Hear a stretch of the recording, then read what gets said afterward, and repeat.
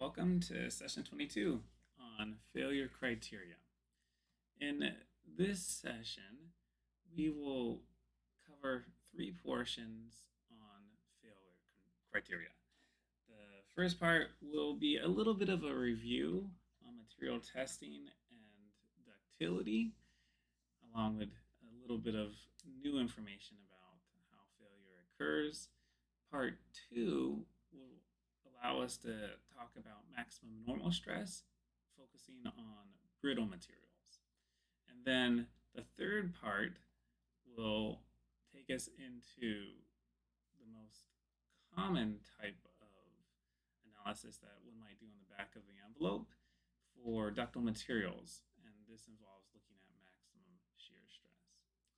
Okay, so let's go ahead and get started or continue on the first part, material testing and looking at ductility. So this is a slide, I believe, from session 5, where we introduced the idea of using tensile and compressive tests to characterize a material such that we know how it will respond under a specific set of conditions, specific set of loads, which will allow us to be able to adapt models to how a big structure or a structure with different types of loads would respond, either in terms of looking at failure or in terms of deformation.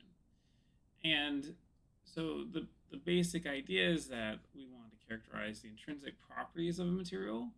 Okay? And by doing that in a small, controlled environment, it allows us to develop models that can be used in other external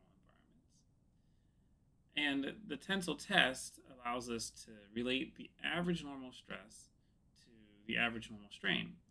And typical material testing machines are using a constant rate of strain while measuring stress. So they are applying some type of constant rate of displacement, and then there's a load cell which is measuring the force, at least for tensile and compressive tests. So at this point, we are familiar with stress strain measurements. This is another slide that we've used in the past.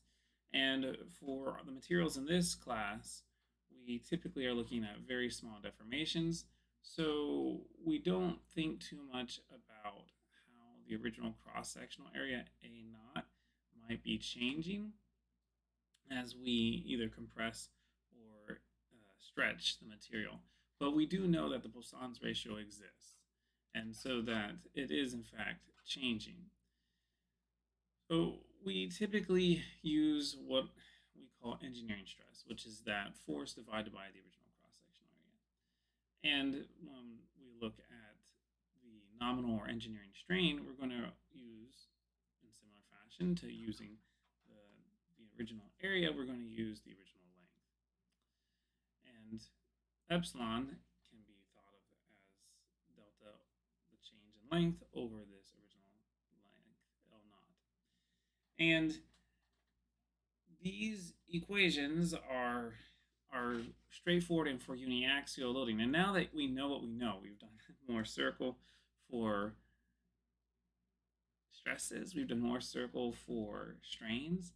We know that there are other conditions and other states, bending, torsional twisting, pressure vessels, beam bending, transverse shear. We know that there are different types of stress that we can impose on a material in different structures with different loadings, but these calculations of sigma and epsilon are kind of the very basic and allow us to be able to understand, again, the intrinsic properties of a material.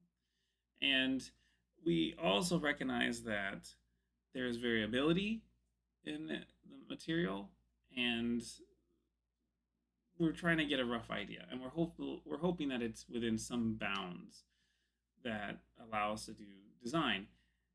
We talked a little bit about safety factor in the past, And in this session, I'm not going to talk about safety factor, but in our next session on failure criteria, I'll be sure to talk more about safety factor. And safety factor essentially is the buffer. It's saying we don't know exactly if the material is going to fail at this exact stress or this exact um, loading, but if we put a little bit of a fudge factor or a little bit of a safety factor in there, we can be pretty assured that we're not going to have failure.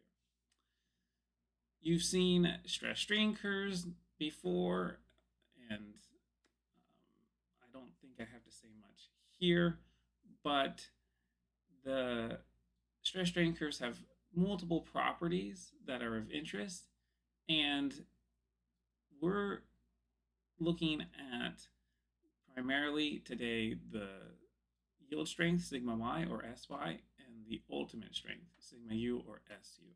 Okay. In the past, we have focused more on the elastic modulus, more on the shear modulus, but today we're looking at failure. So we're looking at, okay, when is this thing going to yield? When will it ultimately fail? Now, plastic behavior essentially, if it begins, that's what we're considering failure today. Okay, so we want to keep the material within its elastic limits. Okay, so it has some load, but then if it's unloaded, it goes back to normal or goes back to its original state. Now, that's not always possible, even for materials that are under small loads. They can creep, they can do other nonlinear or have other nonlinear behavior, but we're taking an idealistic case today where we're looking at linear elastic materials, and they could be linear elastic, perfectly plastic, linearly elastic, linear plastic with strain hardening. But for the most part, we're trying to either say, hey, we want to be under yield, and actually for the brittle materials, we want to be under the ultimate tensile or compressive strain. So this slide shows a bunch of yield and ultimate strengths for materials that we might encounter. Some of these are engineering materials and some of them are not. I don't think we're going to be building many structures out of spider silk, but it gives you this chart, or these charts give you an idea of the types of yield strengths and ultimate strengths that we're looking at for materials that we might also use for design. So aluminum, of course, and notice there are multiple aluminums here. There's aluminum annealed, so this is a material that is lacking or has crystallinating, and its yield strength is low. Okay, and if you look at aluminum alloy, it has a much, this 2014 T6, all right, has a much higher yield strength. And if we look at an ultimate strength as well, and if you look at steel, right, you have the ability to change the composition. It's still considered steel, but by changing it, you're able to change it by either through heat treatment and or composition or both. You're able to change its properties, right? So there's steel here, steel here, steel here. Where steel is made primarily of iron, so iron is here as well. And then there's cast iron as well, okay, which has a lot of carbon in it. So anyway, we'll talk, or you'll get a chance to kind of solve a problem here, what it involves looking at the different properties of these materials. And some of it will just be doing some searches online. We also discussed ductility in the past. So this is the degree to which a material can sustain plastic deformation under tensile stress before failure. It's also kind of the degree of that the material is able to absorb shock or energy, right? We talk about the modulus of resilience. You can go back to the previous sessions to look at those calculations. And we also talked in the past about different ways to report ductility. So one is in terms of percent elongation, and the other is in terms of percent reduction of area. So what we're saying is when the material fails, how much did it stretch? How much did it neck before it failed or during that process? And here you can see necking. You can also get this idea if it's necking, right? It's kind of stretching, it's elongating more, right? Here and here, as opposed to a brittle material, which has got kind of a sharp face and it's more or less like a snap like a potato chip, something like that. Okay? And so if we're interested in kind of understanding whether or not a material is ductile or brittle, we can observe how it fails and look at the stress strain curve as well. Okay, because something that's more ductile might be able to extend its range out on the stress strain curve before it fails. So it may have high toughness. And we've also discussed how you can have materials that have kind of combinations of very high strength and high toughness too. So for brittle materials, they might be tested as you see here, often under compression. Okay, and the compressive strength is typically higher than the yield strength. Okay, so that might be a little bit counterintuitive, but if you look at a stress strain curve, okay, this would be under compression, right? So we have negative epsilon and we have negative sigma, right? So negative stress, compressive stress, right? And this is going up to failure with under tension, okay? And a test might look something like this, okay? And what's interesting about failures for brittle materials, well, we'll get into that a little bit more, but it's kind of sudden or catastrophic, as you can see here, right?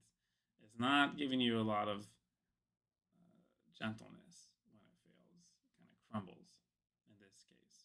Think glass, think shattering.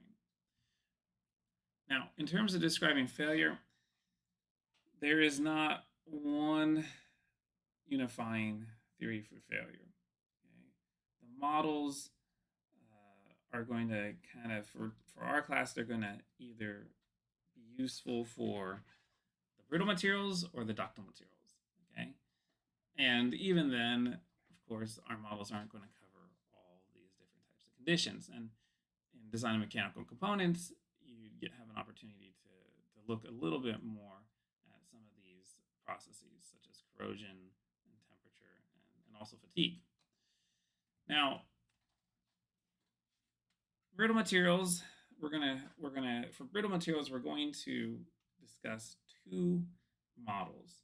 One is the maximum normal stress model, which will be the first one we discuss, and the Moore failure criterion. That will be the one we discuss in our next session. And something to note, we're going in order of brittle to ductile, even though most of the materials we deal with are going to be ductile, and you're going to find yourself using, at least for the types of problems we're interested in this class, most of them would be ductile, right? We do a lot with aluminum, a lot with steel, and example problems even up to this point. And the reason we're doing brittle material maximum normal stress first is because I think that's probably the simplest one to understand. But we should be very cautious because there's a lot of variability in failure with brittle materials. So it can be sudden, it can be catastrophic, and it doesn't lend itself to being the most precise method of predicting failure. And these materials are not as easily, they're just not as easy to model. Even though this model is simple, it's just if there's defects, if there are other issues or variations in processing, they can be very sensitive to these, and essentially you can get this, you can get shattering. Okay, but the model we're going to discuss today, at least conceptually, I think is the simplest one, focusing on maximum normal stress. You may even already be thinking, okay, maximum normal stress, if it exceeds the maximum normal stress, then it fails. Yeah, that's pretty much it. Okay. For ductile materials, the one we'll be focusing today in part 3, or the model on which we'll be focusing in part 3, is maximum shear stress, or often called Tresca. And then in our next session, we'll be able to talk about maximum distortion energy, or the Henke or von Mises stress.